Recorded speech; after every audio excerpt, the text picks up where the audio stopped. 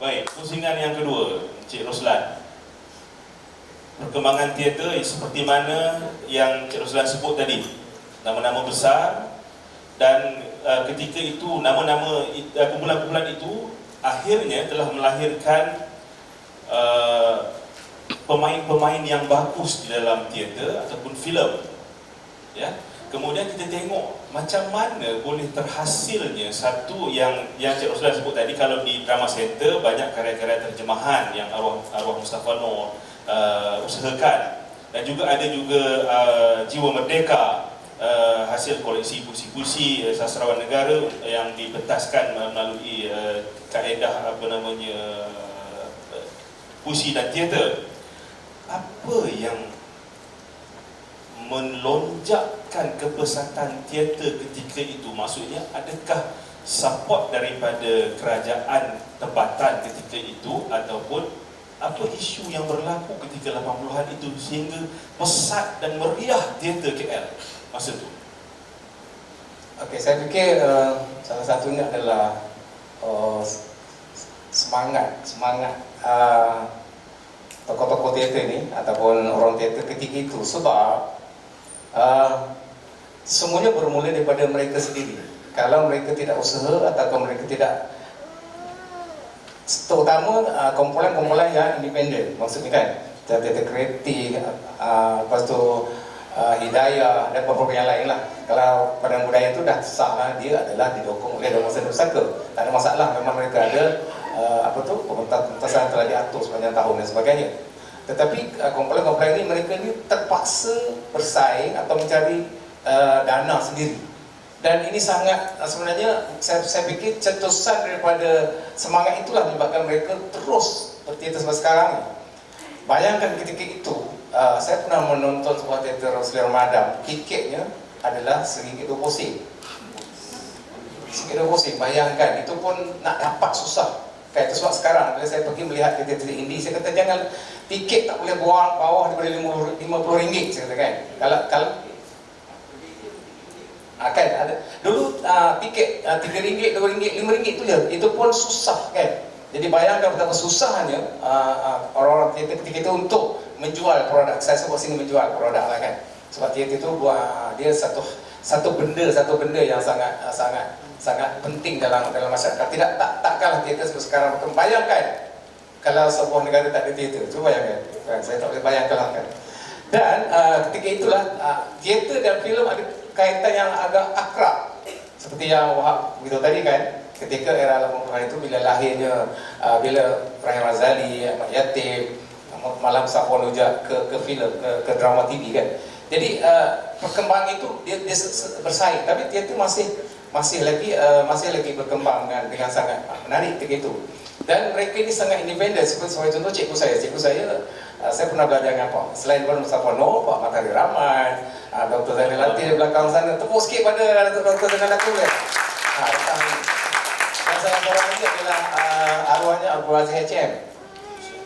Sangat daif sebenarnya cara kami belajar, semua tak macam sekarang kan, tak macam sekarang. Dulu tak ada aswara lagi, tak ada kan. Tetapi betul-betul kerana kecintaan pada teater itu, untuk menjadikan teater itu sebahagian daripada nak sebut macam mana, warisan budaya, tak kisahlah apa istilah pun. Tapi kalau tidak dikembangkan, kalau tokoh-tokoh ini, orang yang saya sebut tadi beberapa ini, mungkin ada nama lain saya tak sebut, mungkin teater ketika itu akan jadi ada satu zaman yang tidak berterusan. Maksudnya dia tidak ada kesinambungan kan. Jadi saya fikir itu, dan ramai sekali anak-anak kepada mereka ini atau cucu mereka yang ke aswara itu. Saya sendiri ada beberapa orang, saya tak nak sebut nama, yang memang saya hantar ke aswara ketika itu. Agak mudah sikit cara nak masuk aswara kan. Dan ramai, dan mereka telah. Jadi maksud saya tadi, perkembangan yang ada pada hari ini asasnya yang tadi itu kan. Kalau tidak, saya fikir Kamu Rakyat tak akan ada kat sini, Mia Hashimana tak akan ada kat sini, Siti Rakyatan, ini ada Dr. Zainal Latif tak ada kat sini ni. Sebab mereka pun adalah sebahagian daripada perjuangan tersebut hinggalah ke hari ini. Cuma bezanya hari ini pendekatannya berbeza kerana apa? Saya sebut tadilah, kita sudah ada banyak blackboard persendirian dan sebagainya, dan kita sudah banyak tempat-tempat yang kita boleh guna pakai. Kita ada platform di Dewan Bahasa ada, kita ada, malah kita ada Istana Budaya dan sebagainya kan. Jadi kita banyak, dulu tak ada, ada tetapi agak terhad. Tapi kalau tanpa semangat mereka ini untuk berbuat, yang mana saya rasa saya tak tahu rekodnya. Saya rasa semua yang buat teater masa itu bukan untung, tetapi mungkin ada yang berhutang barangkali kan. Sebab saya sendiri tidak mengarah teater di KL, saya banyak mengarah teater di Pahang. Saya balik 15 tahun yang saya sebut tadi kan. Di KL saya ada berlakon dengan Khalid Saleh dan sebagainya, dengan Dewan Modern Raya, dengan Mustafa Noh, dan saya tidak mengarah di sini. Jadi itu antara yang cabaran-cabarannya yang mana saya fikir tanpa ada tokoh-tokoh ini, kita ada Lutfi juga kat sini, saya tak boleh nak sebut satu semua, kalau saya tak sebut minta maaf. Orang-orang ini kenapa mereka ada kat sini? Kerana mereka ni adalah tali yang menyambung ke era yang sekarang ni ada ni. Jadi saya fikir kekuatan anak-anak muda sekarang juga sangat bukanlah bergantung sepenuhnya, sebab mereka sudah ada metod mereka sendiri, belajar dekat suara di universiti tempatan kan, tak ada masalah. Tetapi tetap kita tercetusnya daripada mereka-mereka yang lama ni. Itu sebab bila sebut tadi perkembangan budaya era 80-an ke sekarang ni, dia bersambung. Cuma cabarannya berbeza dan dia punya pemikiran juga berbeza. Dan kalau kita tengok teater-teater pun sekarang pun kita nampak ya, teater daripada budak-budak indie ni, saya sebut indie lah, saya sangat rapat dengan budak-budak indie ni, berbeza dengan kita yang lama-lama ni. Mereka lebih berani dengan idea-idea baru yang kita pun tak terfikir kadang-kadang kan. Itu tak apa, itu tentang produk itu tak apa, tak ada masalah.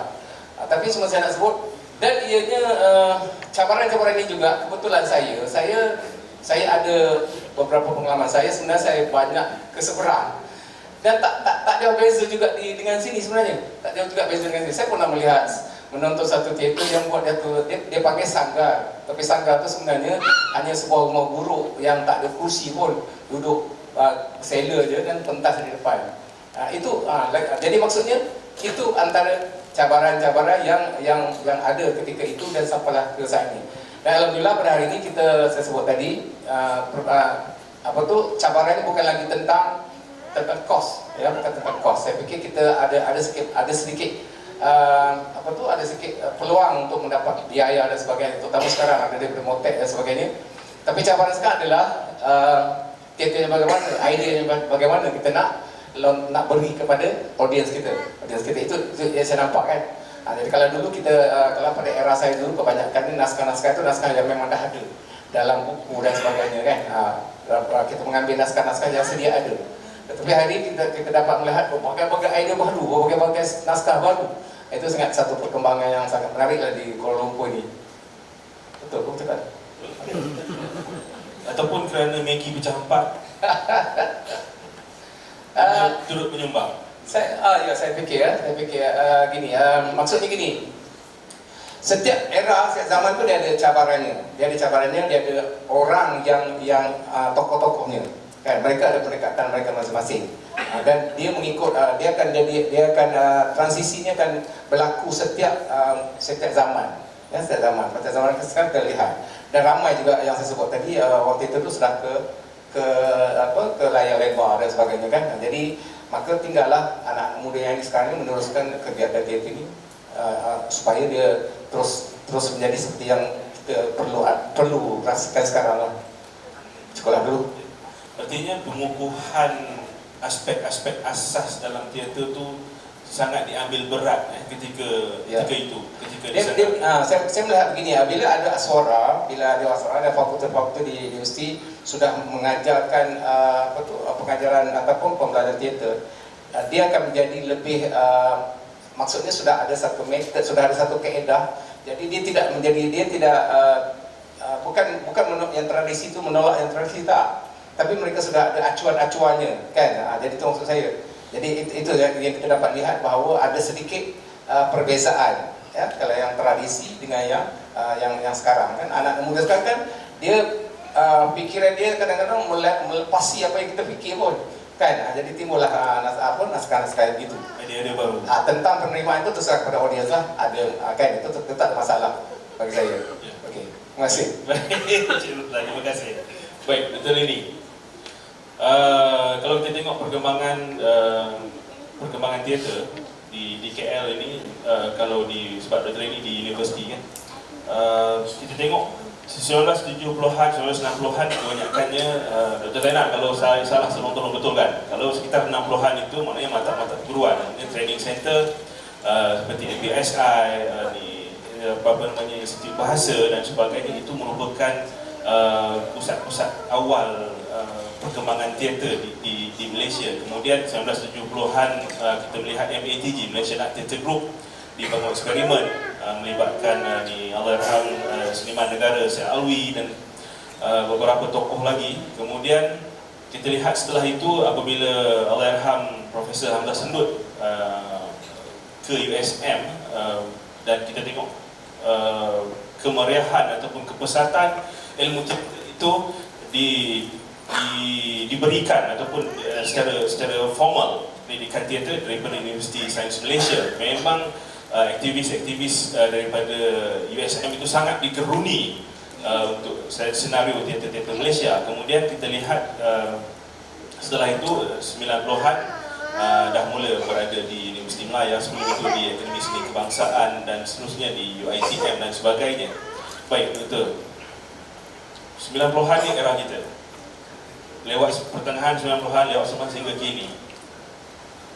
Apa yang Saudara Rozan pun berada di bawah sana.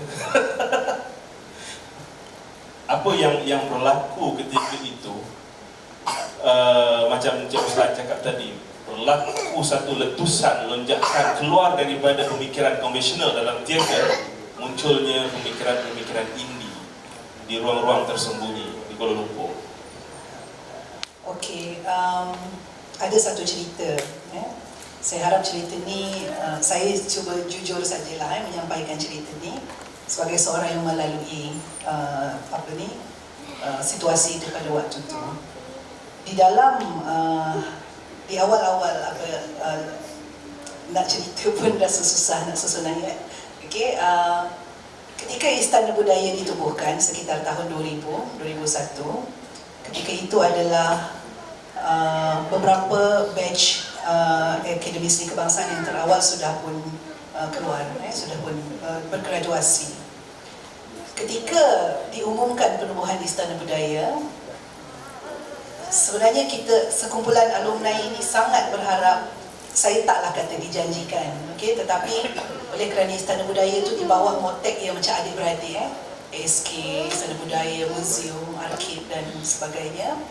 Jadi ada satu harapan bahawa Istana Budaya itu sudah pasti akan dipenuhi oleh alumni Akademi Seni Kebangsaan terutamanya. Ada sedikit harapan pada waktu itu. Tetapi apabila Istana Budaya muncul dengan produksi pertamanya, ternyata dia tidak begitu. Dia tidak menjadi begitu. Okay? Tak salah, saya tak cakap Istana Budaya itu salah. Saya bercerita saja. Ini sejarah, ini sejarah. Jadi ini menimbulkan satu rajuk kepada sekumpulan alumni, okay, ASK lah, rajuk yang berpanjangan, okay, sebab dia ada satu perasaan pada waktu itu, kalau macam tu tempat kami di mana. Waktu tu susah, struggle, sebab susahnya menjadi orang teater yang ada sijil berbeza dengan susahnya orang teater yang lahir daripada pengalaman.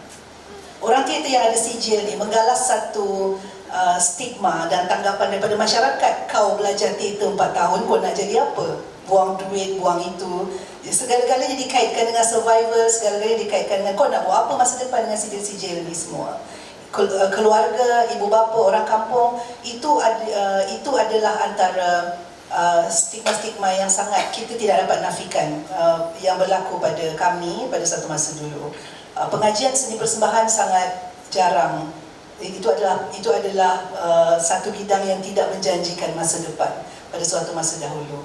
Jadi apabila wujud satu harapan bahawa ada satu institusi besar seperti Istana Budaya yang boleh menempatkan lepasan-lepasan, jadi ada satu bunga yang sinar matahari yang timbul dalam kalangan alumni pada waktu itu. Tapi sayangnya ia tidak menjadi begitu. Dan kita fahamlah kenapa. Of course sebagai sebuah pusat pentas negara yang pentas dunia, bertaraf dunia state of the art dengan mesin dan kecanggihan semua tu, sudah pasti ia memerlukan lebih daripada sekumpulan lepasan belajar. Dia mesti memerlukan bintang-bintang, sistem bintang semua. Okey, itu ceritanya. Jadi sekumpulan alumni ini, lepasan-lepasan pelajar ini bukan semua tetapi adalah beberapa membawa rajuk dalam hati. Kita taklah memberontak tapi merajuk. Okey. Ini adalah salah satu daripada yang mencetuskan wujudnya indie club di kalangan anak-anak muda. Saya bercakap bagi pihak rakan-rakan pada ketika itu. Ini adalah salah satu daripada banyak. Jadi kalau kamu tidak mengiktiraf kami di tempat yang sepatutnya kami diiktiraf, contohnya saya exaggerate lah, dia taklah cakap macam tu, maka biarlah kami mencari satu platform sendiri untuk kami menunjukkan kepada dunia apa yang kami boleh buat. Itu adalah salah satu daripada perkara yang mencetuskan. Tapi pada saya adalah pro and con, kerana selepas itu pun tetap juga bukanlah dipinggirkan. Kita masih masuk ke dalam Istana Budaya. Apabila Profesor Hatta Azad Khan mengambil alih, dia membuka peluang yang sangat besar. Pada ketika itu Rosdin Subuh dipanggil mengarahkan bangsawan Tun Fatimah. Rosdin Subuh, Dr. Rosdin memanggil saya untuk menjadi asisten dia, dan kami memanggil lagi sekumpulan pelajar dan juga alumni bercampur dengan bintang-bintang grade A, dan itu adalah peluang. Okey, jadi kalau ditanya pada saya apa yang tercetusnya, itu adalah salah satu mungkin daripada banyak. Jadi apabila kumpulan-kumpulan indie ini memulakan pergerakan mereka, saya rasa ini perkara biasa di seluruh dunia. Kalau kita baca mana-mana perkembangan indie movement di seluruh dunia, kumpulan indie sentiasa membawa isu-isu ataupun tema-tema yang menentang arus perdana. Of course lah, independent bukan mainstream. Ini satu keseronokan berteater. Kadang-kadang sengaja je, okay, diorang sengaja je provoke, okay, menimbulkan isu-isu yang yang tidak boleh dibawa di pentas mainstream. Di Malaysia ni ada pentas mainstream. Of course di pentas mainstream, terutama yang didanai oleh kerajaan, kita tahu apa rules dan guidelines-nya. Kita faham benda-benda tu. Jangan ini, jangan itu. Kalau pekan teater, festival teater pun sebelum waktu taklimat bertanding, kita ada 20 rules kat situ. Jangan itu, jangan ini, jangan bawa api, jangan itu. Okay, kita faham lah. Okay, itu mainstream. Tetapi di pentas indie tiada rules. Okay, rulesnya hanyalah jangan bagi tahu orang kat luar apa yang berlaku di dalam. Contohnya lah, ceritanya boleh apa saja. Ada satu ketika, saya tak tahu kalau dia masih berlaku sekarang. Ada satu time dulu kan, waktu kami perform di The Store pun, Cik Wahab, tiba-tiba persembahan kami dikunjungi oleh pihak berkuasa, special branch ke apa benda, saya pun tak tahu lah, adalah beberapa, dan mereka menyiasat di luar. Dari mereka tanya cerita apa ni, tentang apa ni, mereka tak kacau persembahan lah. Okay, tapi mereka bertanya dengan kita punya FOH kat luar waktu pementasan sedang berlangsung. Sehingga itu, saya tak tahu di masa yang lepas mungkin boleh dikongsi, tapi seronok pula bila saya ingat. Sampai macam tu sekali rupanya dunia teater ni boleh memberikan tantangan kepada pihak berkuasa. Sebenarnya memang boleh. Ada 2-3 orang rakan-rakan kita yang rebel sikit. Kita nampak dia transform teater menjadi satu bentuk memerontak, rebel kan. Ayam Farid tu satu nama yang legend dalam Farid Ayam, Ayam Farid. Farid Ayam, Ayam Farid, kawan kita. Dia legend lah untuk anak-anak muda pada waktu tu. Dia pernah berteater di hadapan saya cerita bukan nak suruh, bukan nak encourage, cerita benda yang pernah berlaku di depan FRU di tengah Jalan Raja Laut pada waktu tu. Ada satu perarakan dan dia pergi muncul berteater monolog, end up kena angkut lah, kena angkut lah juga. Tapi maksudnya walaupun of course kita taklah galak, kita tak nak lah budak-budak teater seorang-seorang kena angkut kan, tapi itulah sebenarnya kalau kita pergi lebih jauh, itulah value teater sebenarnya. Sehingga ke situ boleh pergi kalau digunakan dengan betul, dengan bijak, kalau boleh manipulate, itulah yang berlaku sebenarnya. Itu Kewujudan institusi seni persembahan apabila kursus-kursus teater dijadikan silibus, dia bukanlah menjanjikan yang keluar tu pandai, tetapi dia menjadikan kita sistematik dan berfikir dan mewujudkan apresiasi. Sehingga sekarang pun masalah kita adalah apresiasi. Sebab orang tak cinta, maka dia apresiasinya tak strong sangat. Jadi kewujudan institusi-institusi ini adalah untuk mewujudkan apresiasi. Bukan semua yang masuk belajar tu akan keluar menjadi penggiat, tetapi sekurang-kurangnya mereka akan datang balik membeli tiket. Okay, jadi saya rasa di memberi tiket dan memberi penghargaan, mereka tahu sekurang-kurangnya ketika mereka belajar, mereka pernah melalui susah senang membuat teater, dan bila mereka beli tiket dan datang semula ke panggung, diorang tahu untuk apa. Jadi saya melihat ada satu perubahan di sini, dan ditambahkan lagi dengan wujudnya sekolah-sekolah seni. Daripada dulu kita hanya melahirkan penggiat yang kita memanggil penonton sangat susah, walaupun tiketnya RM1.20, tetapi kini sekurang-kurangnya tidak semua yang keluar daripada sistem itu yang menjadi penggiat, tetapi rakan-rakannya yang pernah bersama-sama dia, alhamdulillah kalau saya buat teater, kawan-kawan belajar dulu akan datang membeli tiket tanpa disuruh. Ya, mereka datang balik kerana mereka faham survival. Mereka pernah berada di situ dan mereka tahu apa mereka bayar.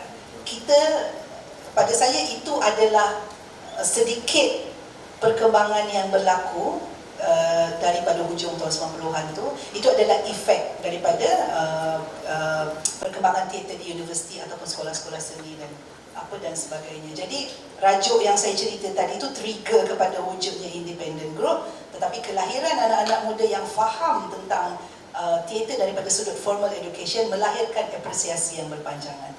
So kita harap dia akan terus. Menarik betul ini. Okey. Kita melihat itu 90-an telah bermula 94 bermula di Akademi Seni Kebangsaan dan seterusnya sehinggalah sekarang beberapa sekolah seni persembahan sebelum itu di USM, maafkan saya, selepas itu 1994 di Akademi Seni Kebangsaan dan diteruskan lagi dengan Universiti Malaya, lepas itu di UiTM, di Unimas, di UMS dan di UPSI. Baik, betapa anak muda ketika itu sama ada yang mengikuti pendidikan formal teater ataupun anak muda yang berkegiatan dalam teater sangat cakna dengan situasi semasa. Sedar ruang itu sangat menyeluruh sifatnya dan sangat cepat menyerap ataupun memberi respon terhadap perkembangan sosio-budaya dan sosio-politik negara ketika itu, dan rajuk dan rentap itu terus berlangsung sehingga ada yang masuk dan keluar. Dan di ketika itu dalam kerajukan dan juga kemarahan itu, seorang figura bernama Wahab Hamzah telah membuka ruang indie seperti mana saya sambung yang Dr. Leni cakap tadi, dan ke dalam ruang yang mainstream. Silakan. Okey, sebenarnya indie ni gerakan yang agak radikal dalam teater yang membawa pemikiran cakna pada isu-isu sosial sudah bermula pada tahun 70-an. Apabila teater kontemporari, ya, teater yang dibawa oleh Desmond, Hatta Zahan, Johan Japan, mereka semua mengangkat isu-isu semasa. Ya, mereka sedar apa yang berlaku. Jadi itu pada tahun 70-an ya. Perkara itu muncul. Cuma orang seperti Johan, seperti Zakaria kemudian membuat banyak pada tahun 80-an bermula dengan naskah-naskah adaptasi. Jadi itu. Jadi kita nampak hubungan itu, ya. Dan bila saya sedar apabila Istana Budaya ditubuhkan, dan pemerintah saya maka belanja yang besar sebenarnya, dan kos kita tak sebahagian yang mereka baru keluar daripada Aswara, pada ITM, pada UM tak akan mampu untuk membawa pementasan ke sana. Jadi kebetulan Dewan Bahasa mempunyai ruang bangunan, Dewan Bahasa berpindah ke bangunan menara yang baru. Jadi bangunan lama tu agak kosong. Jadi pada ketika itu saya nak buat pementasan TV dengan Faizal Tarani. Ya, TV dengan Faizal Tarani, tapi kita tak ada tempat. Saya kata tak apa, kita akan buat di sudut penulis pada ketika itu. Dan kemudiannya saya meminta kepada pengurusan Anbasa, berilah kami ruang stor buku yang ada yang tak digunakan tu untuk kita convert jadi ruang pementasan. Maksudnya hanya space saja, kosong saja. Dan saya fikirkan banyak lampu balai budaya itu yang tidak digunakan boleh dibawa ke situ. Jadi itu puncanya. Dan pengurusan dan jamaknya dia lihat tak ada masalah dari segi nak gunakan tempat tu, daripada hantu banyak duduk dekat bangunan lama tu, ya. Jadi kami buat sebenarnya bermula dengan sepatutnya bermula dengan drama teater saksi. Pada ketika itu Adlin, Kudin, dan beberapa nama yang lain lagi, Akhir Rahman, Melissa Sela, kita plan nak buat satu pementasan untuk store. Tetapi masalahnya kontraktor buat kerja lambat. Kontraktor, jadi kita tak siap on time, jadi terpaksa guna balai budaya. Pada ketika itu saya tanya Kudin, tanya, okay, korang buat apa ni? Sekarang ni melompong, baik kita buat teater. Jadi kita buatlah teater saksi di balai budaya. Kemudian dia barulah dengan projek Suitcase, baru kita bermula di store teater. Dan store teater, dia punya rule dia memang tak banyak, ya. Dan Daun Bahasa, bagus Daun Bahasa, dia memberikan seperti macam kebebasan, kelonggaran untuk kau buatlah, jangan buat benda. Tapi saya kena bertanggungjawab lah pada ketika itu untuk menjawab banyak benda lah, pengurusan Daun Bahasa, ya. Kalau kita lihat beberapa drama tu memang agak seperti Dr. Dini kata, drama-drama yang agak keras, mengangkat isu-isu semasa, memanglah tidak begitu disenangi. Sebagai yang jaga store ketika itu, saya juga memang dipanggil oleh pengurusan untuk beberapa kali, ya. Peringkat awalnya kita memberikan dana, kita dapat dana, saya ingat berapa bulan dapat 10,000. Saya Pernah dapat 10,000.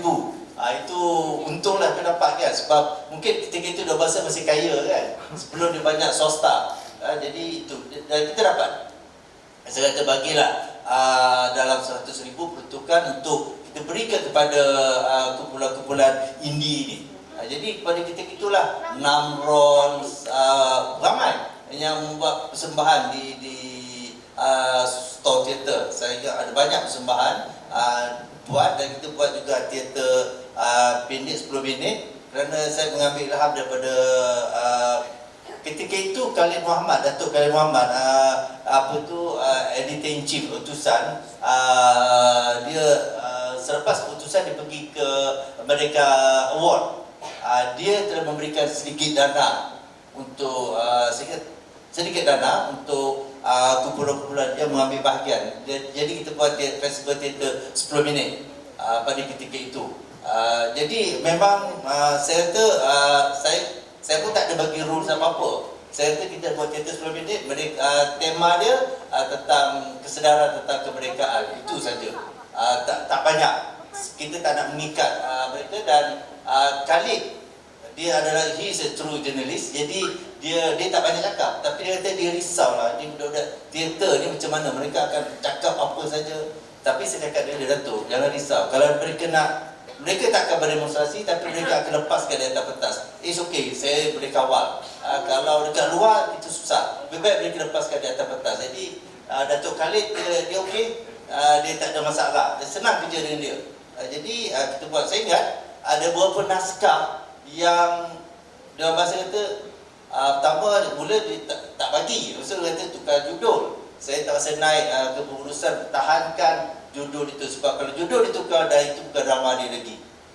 Saya ingat drama contohnya Isteriku Tiada Susu oleh Syahrul. Itu jadi isu juga. Kencing Nana pun jadi isu. Saya kata ini judul ini tepat kepada konten dia, jadi kita akan pertahankan judul itu.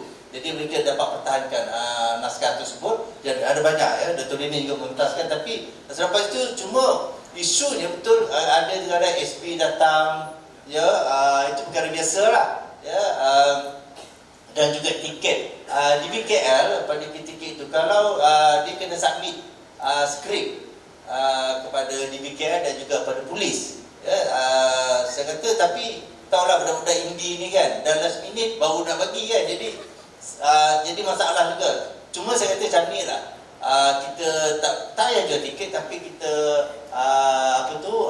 derma, dan saya cadangkan pada mereka ketika itu kalau boleh jual skrip, mana dengan beli skrip masuk untuk menonton.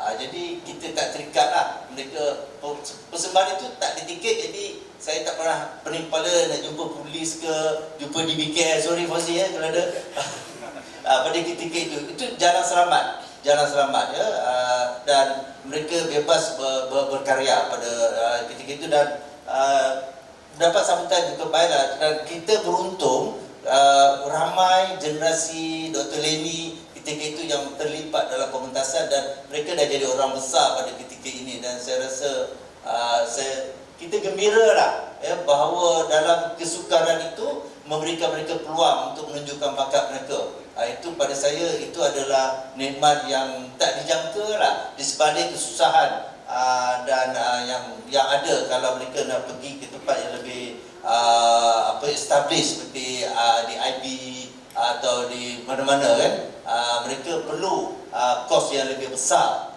Jadi store teater itu seperti kata Johan Japat ialah kesinambungan daripada experimental theatre di UM pada ketika itu. Jadi tujuan kita sebenarnya memang untuk menggerakkan untuk anak-anak muda. Jadi kita panggil semua, yang mana kita tahu kita kenal kita panggil, dan syarat di situ juga kita tidak mahu orang Melayu saja. Kita tidak mahu orang Melayu, kerana dia pelbagai kaum. Itu satu-satu tempat yang di Dewan Bahasa pelbagai kaum yang terlibat untuk pementasan di store teater, daripada kumpulan teater Cina, India pun terlibat. Jadi kita tak ada masalah cuma kat situ. Itu satu-satunya yang bagus bila label mereka indie, mereka agak bebas, tapi pada saya kebebasan itu mereka masih bertanggungjawab lah. Itu sangat membantu ya, untuk sebuah badan seperti Dewan Bahasa. Dan kita tahu sebenarnya Dewan Bahasa ni pun latar sejarahnya, kalau kita lihat pendukung-pendukung awal Dewan Bahasa ni pun bukannya semua orang yang pro government pada ketika itu. Orang-orang sosialis seperti Chris Mas, Usman Nawang, Kasim Ahmad dia datang sekali, Majid Abdullah, mungkin anda tak dengar, tak tahu, tapi siapa yang ingat cerita Tiga Abdul pada zaman awal 80 yang dikatakan akan tahu dia ada di Dewan Bahasa. Jadi Dewan Bahasa ni is a blend of everything. Semua ideologis datang ke Dewan Bahasa pada ketika itu. Ya. Betul. Dan Encik Wahab dan ekoran daripada itu saya pun pernah juga di Temu Ramah sebab ni Dr. Azman Ismail yang memberikan, dia kata Zee aku tak nak jawab pasal Sang Serigala tu yang dipentaskan di store teater DBP dan kau tolong jawab lah. So memang cuma dia cuma inginkan informasi dan penerangan sahaja, dan sekiranya kita boleh justify dan tidak ada masalah di situ. Baik, terima kasih atas kesinambungan yang telah kita dapat.